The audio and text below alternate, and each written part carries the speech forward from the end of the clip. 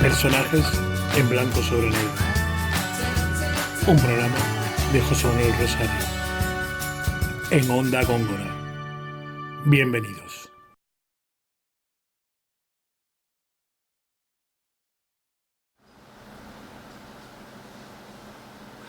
Buenas noches de nuevo, buenas noches de Onda Góngora.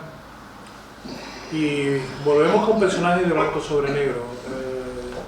Con la breve pausa de la semana pasada que hicimos ese un poco especial personajes de 30 días, donde hablamos de esos emprendedores,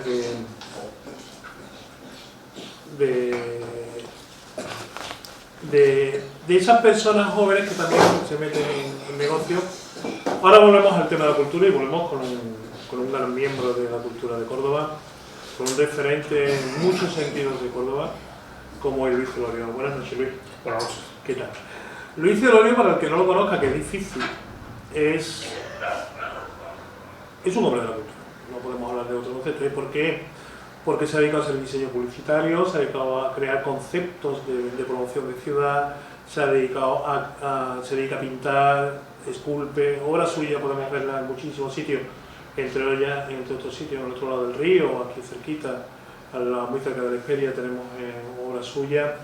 Es decir, es un hombre que ama profundamente esta ciudad para trabajar en ella, que cree en la ciudad y que cree tanto que además que de lo que venimos a hablar hoy, has creado un museo privado en esta ciudad.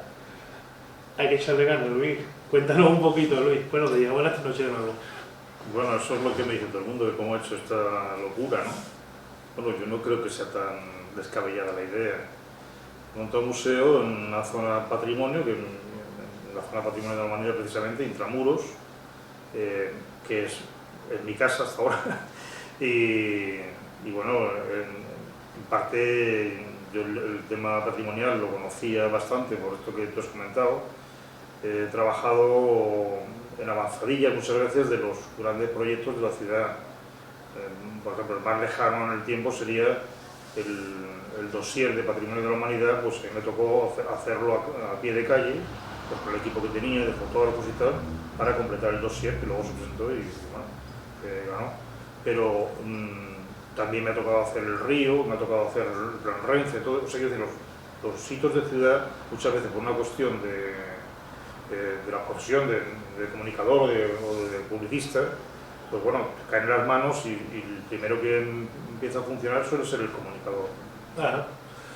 Luis, pero eso que has dicho grandecito, y además es verdad porque hemos hablado muchas veces de ello y sorprende que al final siempre una ciudad se basa en las mismas personas, afortunadamente, que son buenos profesionales, saben a conocer los proyectos, porque Córdoba 2016 no lo conseguisteis, ¿no?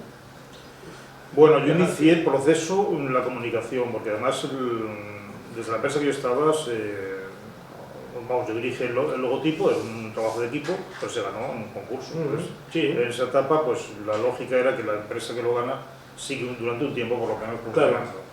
Como era un proyecto a largo plazo, pues al principio era más bien la comunicación. La comunicación yo creo que no falló, en el sentido ciudad fue un aldabonazo, creo que fue un proyecto muy querido, muy arropado, contaba con el cariño además de la gente y las movilizaciones que hubo. Sí, pero la política diferente es, claro, la forma de gestionar luego el proyecto, ¿no? Y el proyecto pues no se supo seguramente gestionar, aunque bueno, no creo que el peso de todo sea sobre los que van allí, sino que hay muchas clases de competencia, hay gente que tiene otros niveles, otras cosas, y va a ganar uno, no pueden ganar todos. Efectivamente, si se presentan 10, 9 se van a cabrear y uno sale, ¿no? Fusilarlos al amanecer. No, y además no debemos. Pero ahora lo que te has metido es un pequeño proyecto, que luego un precioso proyecto, y lo has dicho, en tu casa. Tu casa que además es una casa muy especial, porque además es una casa del siglo XV. Del siglo XVI hasta XVII, es de la época de la Posada del Potro. Que además te ha gustado mantener la esencia de la casa del XVI, porque aunque hay las reformas normales para vivir hoy en día, lo que es estructuralmente lo ves y lo ves como eso, ¿no? Casi como esa casa del XVI, sí, con sus espacios, ¿no? La estructura es que yo no la cambié, y cuando yo la compré en los años 80, al final de los 70, bueno, pues era una casa que había sido de vecinos y había sido abandonada por incapacidad de seguir viviendo allí. Claro. No tenía ni luz eléctrica ni agua, y un pozo.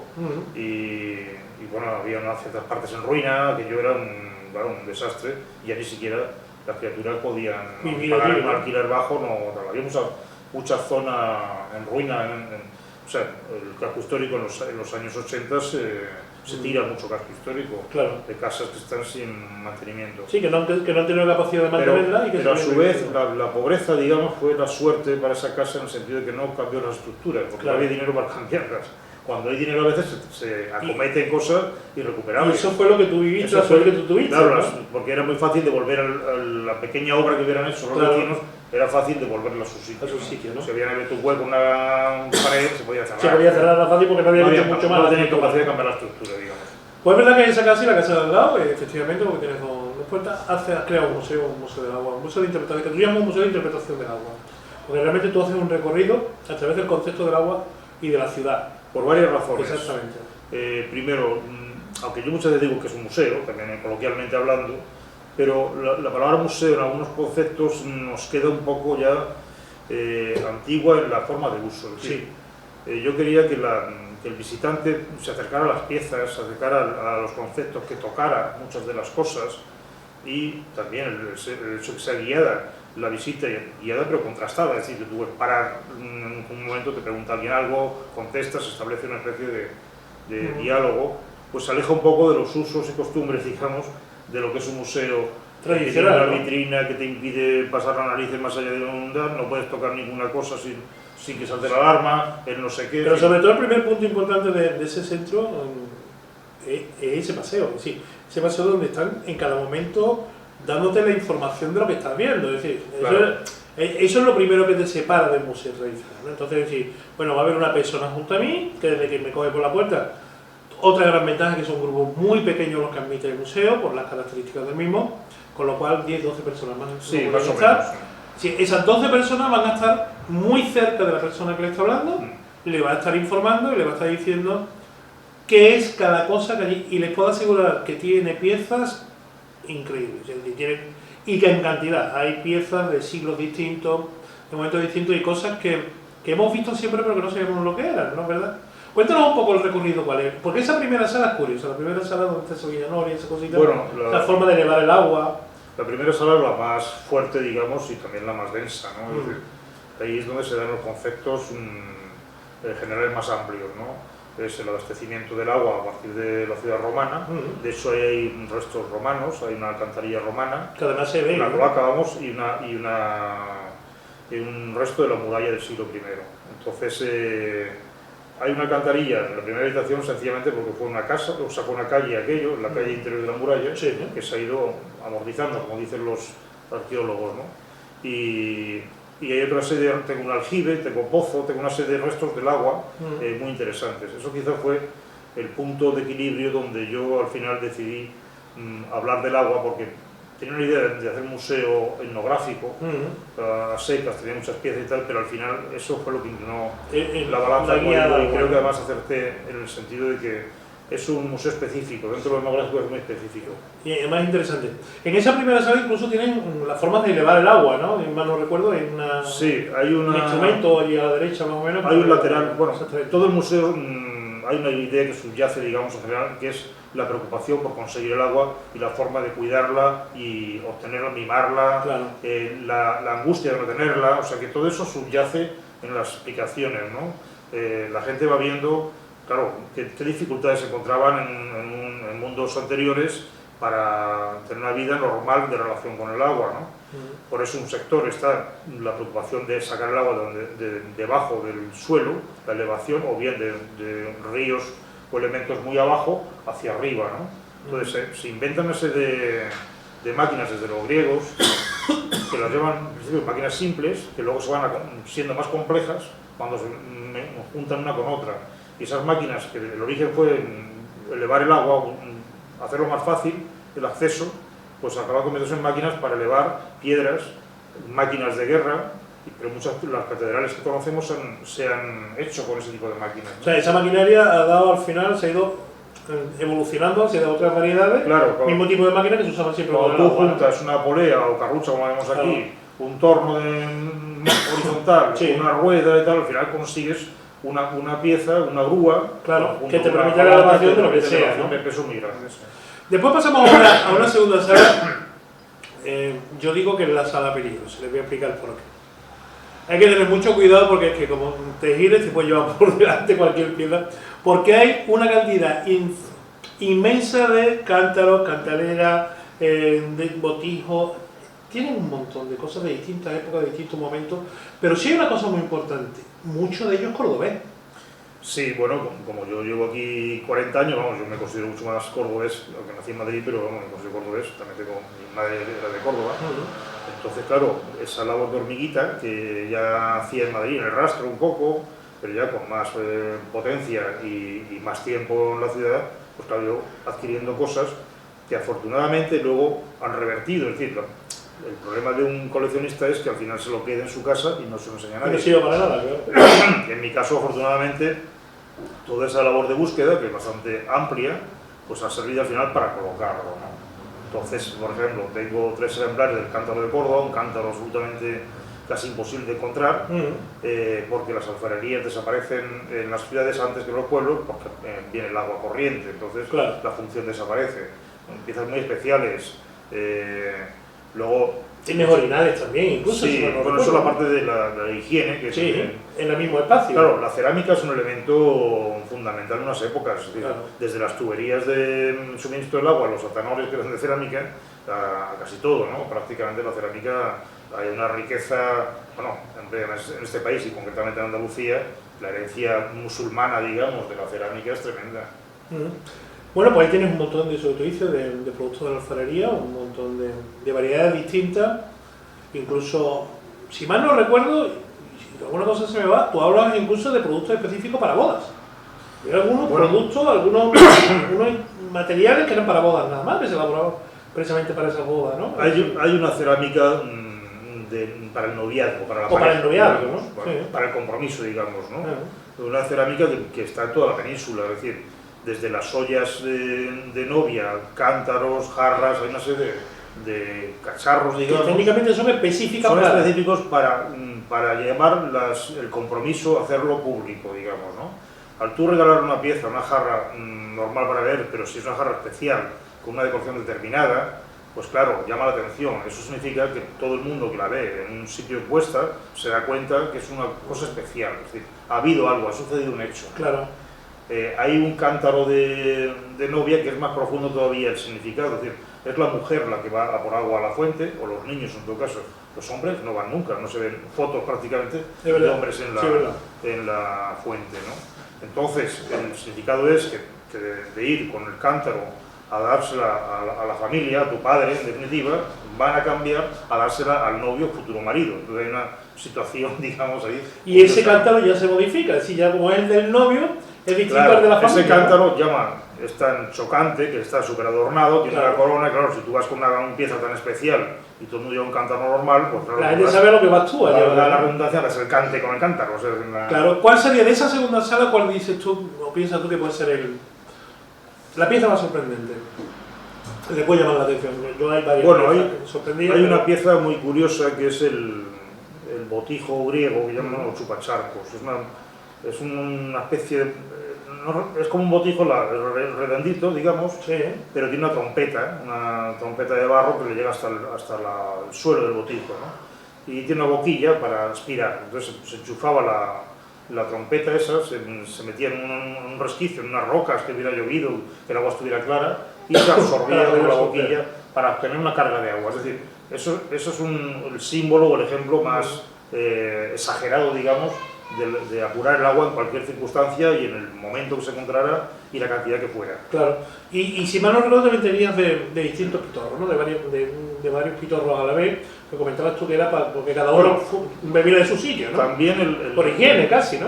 Bueno, es que hay varias cosas. Hay el botijo de burla, sí, que es un botijo que también está en toda la carretera española, es para celebraciones, para reírnos con el agua, bromear, digamos, y tiene muchos pitorros ese botijo y nunca sabes de cuál va a salir el agua. Sale uno nada más.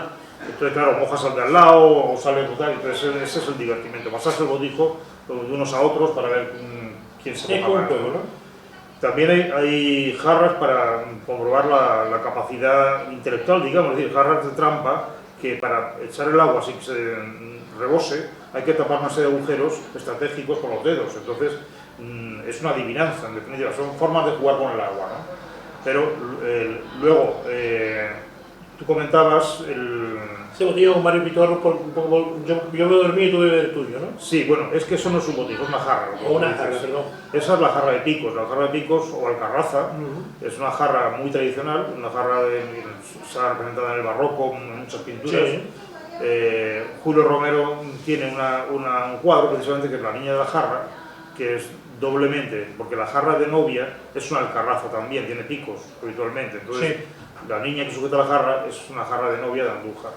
Pero la alcarraza en sí, los picos son para beber cada comensal, porque no se pone en vaso, se pone en una jarra, Claro. que rezuma por el tipo de barro que tiene y que refresca el agua interior. Entonces se ponen los picos que tiene la jarra, son para cada uno de un lado, para mantener una mínima higiene. Exactamente, ¿no? Después pasamos a un tercer espacio que es, llamemos el patio, llamemos ese patio exterior. Patio hermoso, hermosísimo, un patio pequeñito, pero realmente con toda esa esencia de los siglos que atesora, pero lo primero que vemos es una fuente, una tradicional fuente, ¿no? Esa fuente ha estado en uso, ha sido fuente para humanos, fuente para animales, ¿cómo...? No, esa fuente se ha hecho nueva porque es en el zaguán, digamos la antesala del patio es el zaguán siempre. Sí. Entonces ahí se construye una fuente nueva, con piedra y con material antiguo, digamos, a la forma de... Porque en ese espacio se habla de las fuentes, que es el lugar donde va la mayoría de la población, porque a no ser que tuvieras un pozo, como es el caso de esta casa, que también tiene pozo al lado, exactamente, o bien que tuvieras una conducción de agua de la que hemos hablado antes, ¿no? Pero eso era solamente el 10% de la población. De pozos había más, en el casco histórico había más. Lo que pasa es que también pasaba otra cosa, que los pozos se contaminaban, con lo cual tenías que ir al final de la fuente porque a lo mejor el agua para encontrarte nos servía, con complicaciones. Y ahí es donde está esto que tú comentas. Esta es la antesala del patio. Sí. El patio es un patio en recodo, es un patio que sigue la tradición islámica, de que no se vea nada desde la calle. La puerta no verás nada, es un pequeño espacio, ¿no? En una esquina además tiene ese pozo que tú comentas. El pozo además el pozo de la casa es un pozo raro, en el sentido de que es un pozo que también forma parte de la estructura, es decir, sujeta una viga maestra. Normalmente los pozos están exentos, no aguantan carga. Sí, en este caso sí, es como un pilar el pozo. Y además tiene esa parte de balconada que significaba lo que era la antigua casa de vecinos, la antigua casa de vecinos, balconada, y enfrente incluso tiene todavía en la pared algún antiguo resorte de lo que había de ese siglo XV y XVI identificado, ¿no? En la parte de aquí un poco... Bueno, te explico.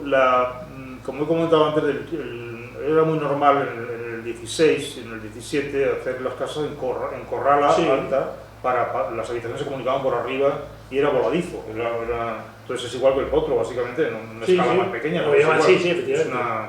Y luego el patio, hay una viga principal, hay un resto de una mano con una especie de eje que le sube de la mano.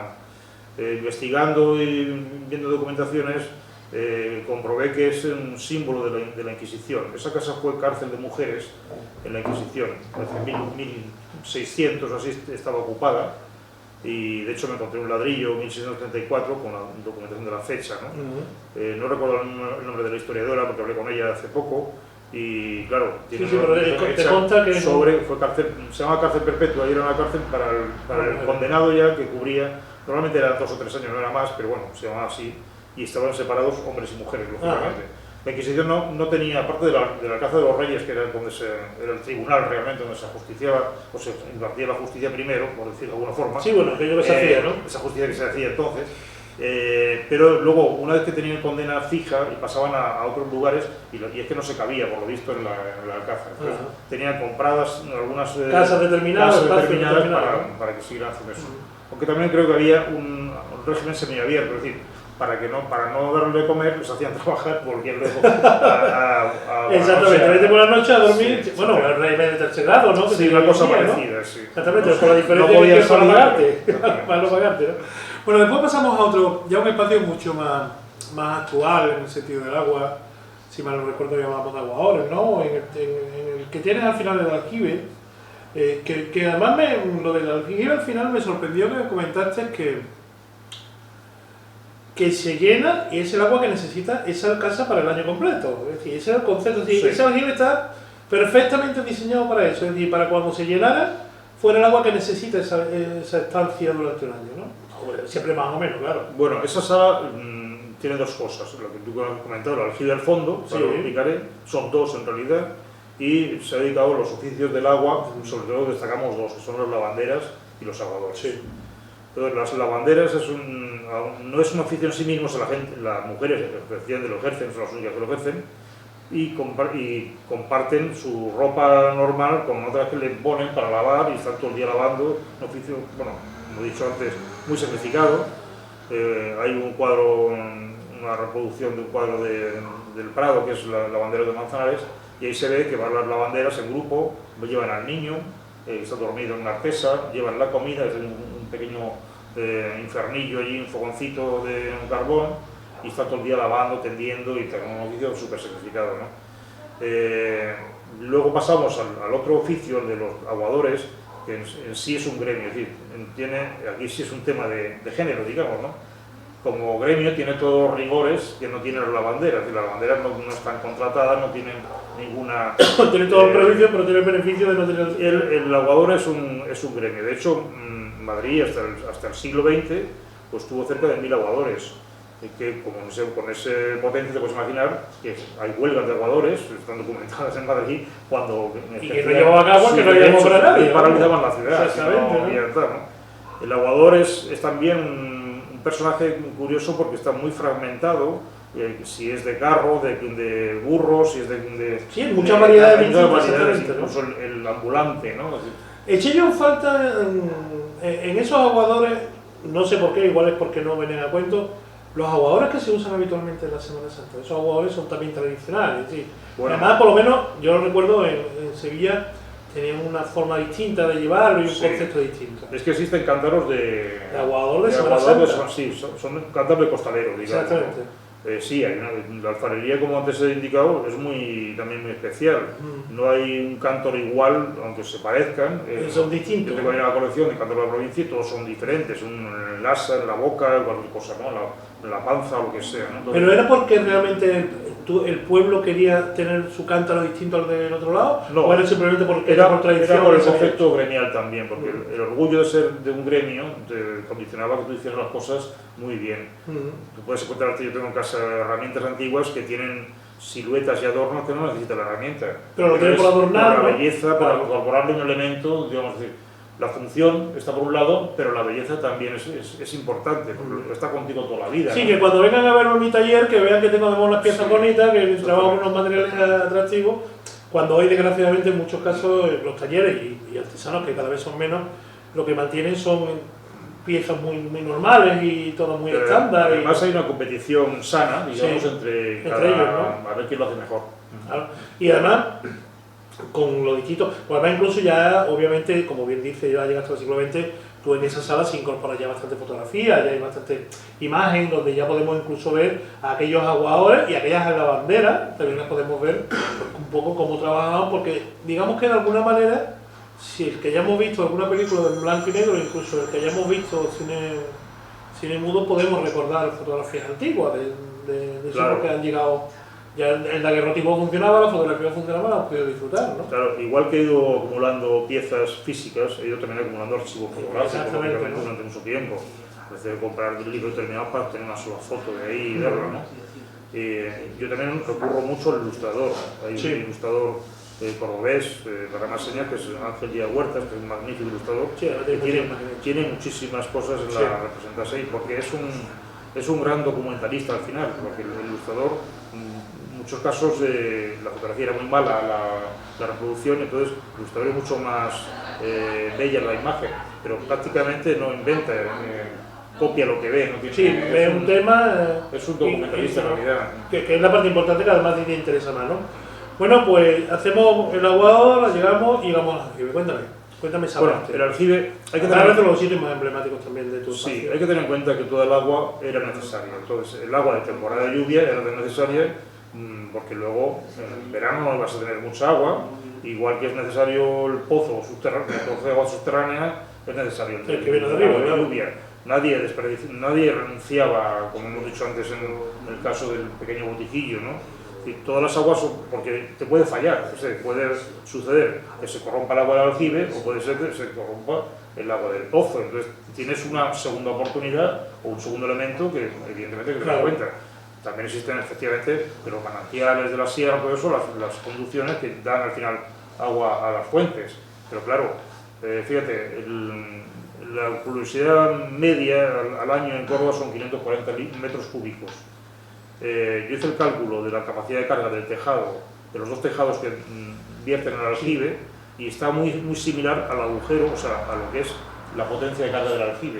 O sea, ellos calculaban efectivamente. Exactamente, ellos calculaban, decían, vamos a ver, más o menos llueve tantos litros, era para que ni sobrara ni faltara. Exactamente, y no me puede ni sobrar ni faltar, porque me imagino que también el agua con el tiempo pues se va estropeando, pues si no estás consumiendo. Por la carga del aljibe no era posible vivir todo el año, pero te solucionaba una gran parte. Claro, sí, no tenía, y dependía de la gente que hubiera en la casa. Claro, es un agua de temporada, es un agua que normalmente solamente con la lluvia. Exactamente, ¿no? Bueno, y ahora llegamos, nos volvemos al patio y entramos en la última de esa última sala.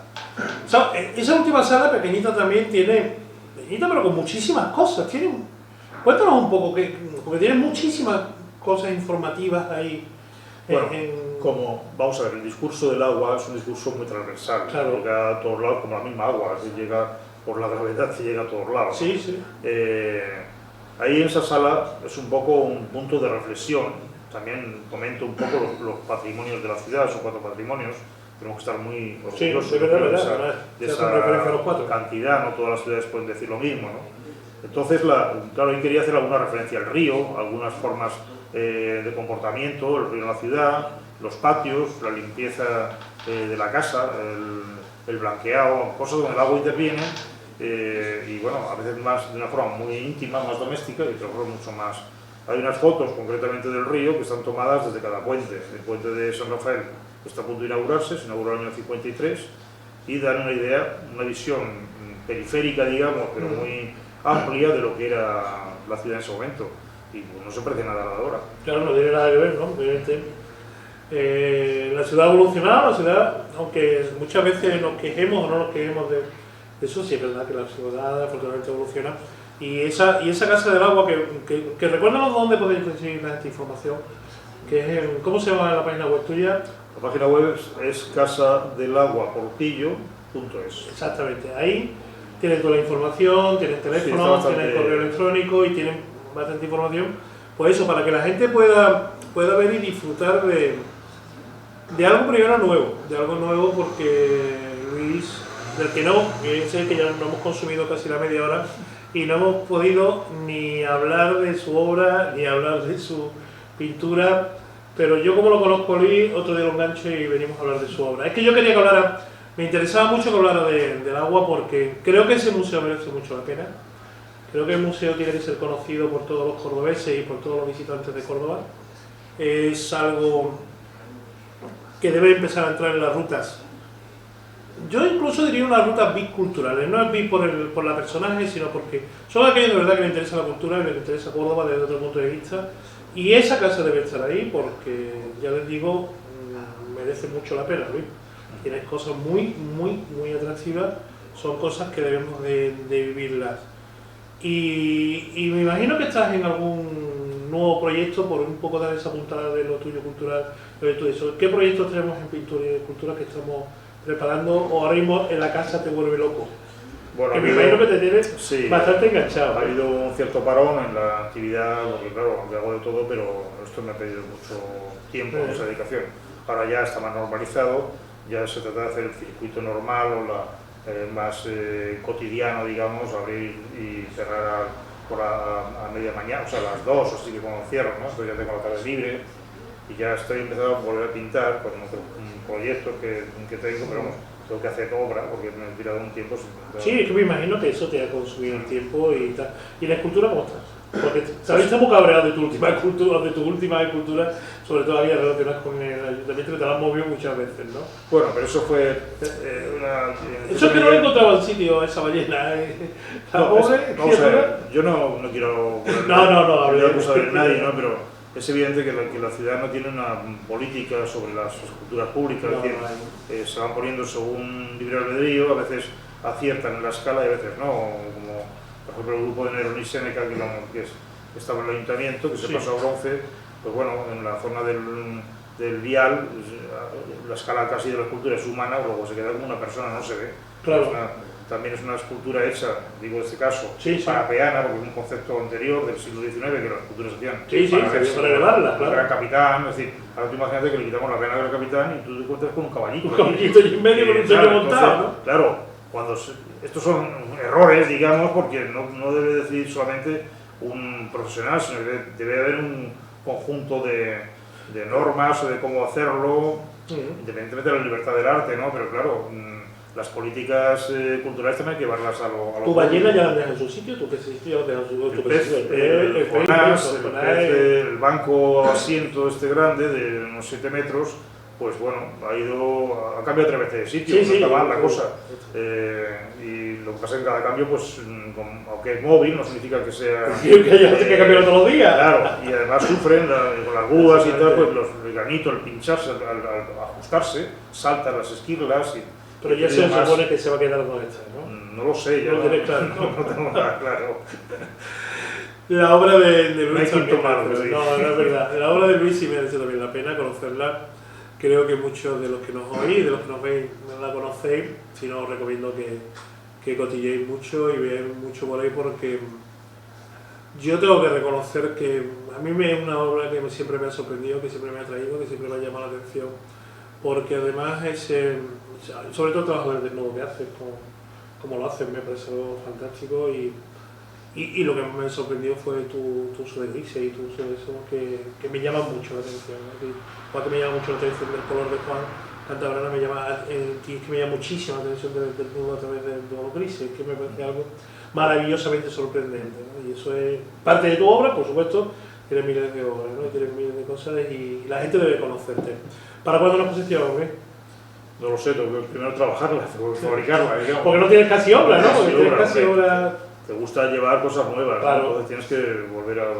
Tengo cosas de hace un año, bueno, que nos han visto, que hay cosas. Sí, pero tampoco tenías mucho, yo recuerdo lo que... No, porque en una exposición se te pone en un mínimo de 30 y tantos, 40 cuadros. Y tú no tenías esa cantidad todavía. Claro.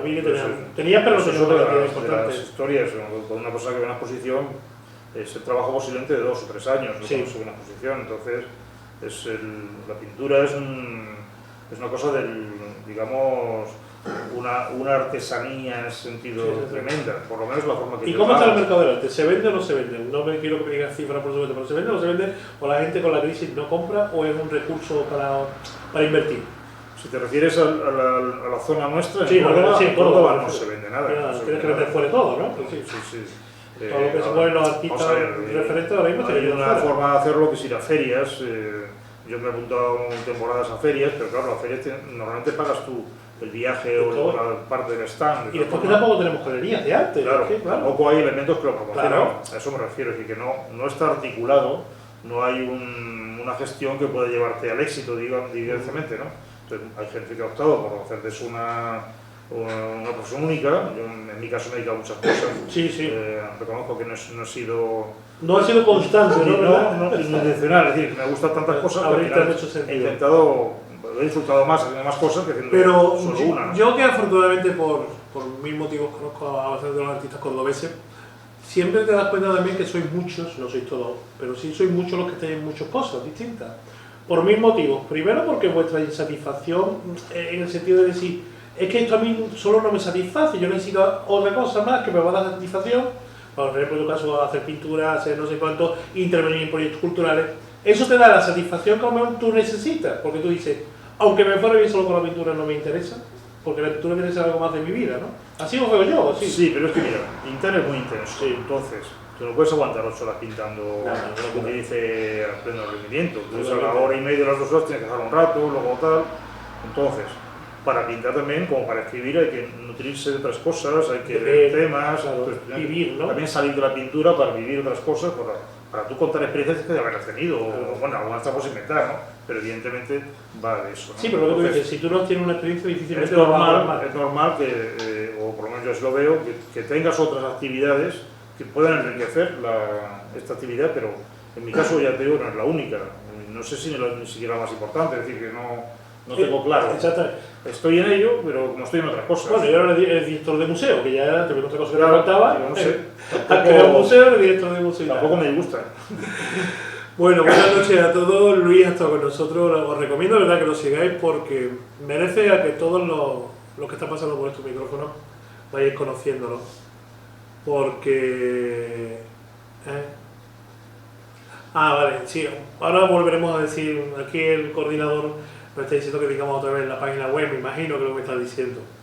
Que diga otra vez la página web para la gente se le Bueno, quiere. Y además para apuntarla debajo y que va a aparecer después, ¿no? La página web de la Casa del Agua es casadelaguaportillo.es. Y está en el centro histórico de Córdoba. Está está al lado de la calle de la Feria, la que es Cordobés, muy cerca del club de... Está en el Arco del Portillo, está frente de la iglesia de San exactamente, Francisco. en el portal de... Y es un punto, digamos, históricamente estratégico del paso de la Medina a la Jerquía. Efectivamente, un sitio muy emy donde además puede entrar en cualquier ruta de lo que queramos ver del centro histórico. Pues muchísimas gracias, Luis, buenas noches y que nos sigan todos y que te sigan a ti especialmente y a todos los que están pasando por aquí. Muchas gracias. Gracias.